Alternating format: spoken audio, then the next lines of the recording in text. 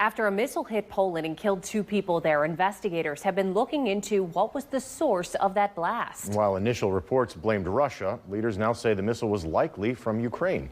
The war in Ukraine is our big story today. So you might be wondering what all of this means. Right after the news broke, there were a lot of questions about what this could mean, not only for Ukraine, Russia, but for the rest of the world as well.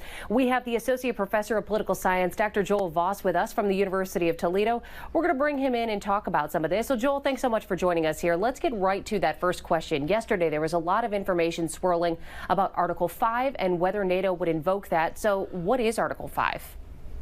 Yeah, sure. So in layman's terms, Article 5 is the collective security clause for the North Atlantic Treaty Organization, which simply means that if one country, is attacked that is a member of NATO, all other members of NATO have to come to their aid. So this morning, some of those NATO ambassadors had an emergency meeting. That's what they're calling it at NATO headquarters, talking about this situation. There was also talk about Article 4. So what is the significance of that? Yeah, sure. So the difference between Article 4 and Article 5 is that Article 4 is just a request to have a meeting of NATO ambassadors if a country thinks that their security is at risk. Where again, invoking Article 5 is our security has now been breached and we need to respond.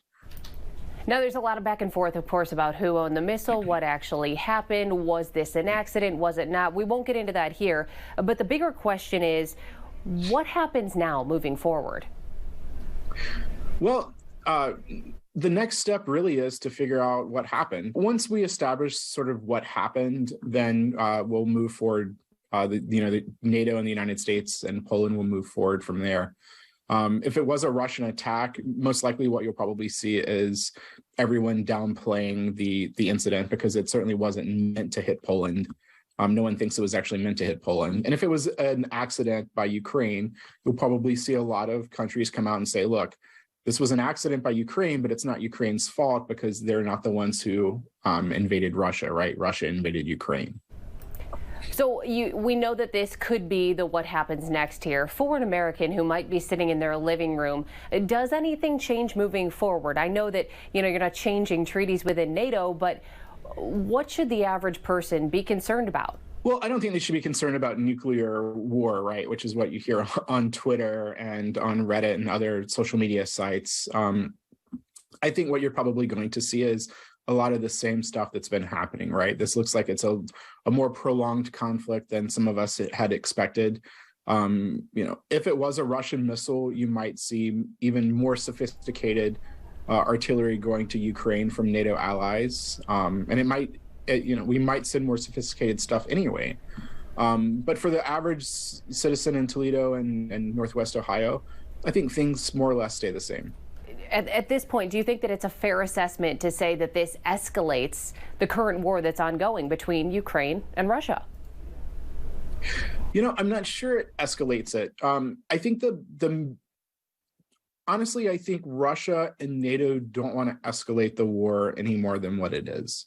I think Russia, the way the war is going right now in Ukraine, certainly doesn't want to get NATO proper involved.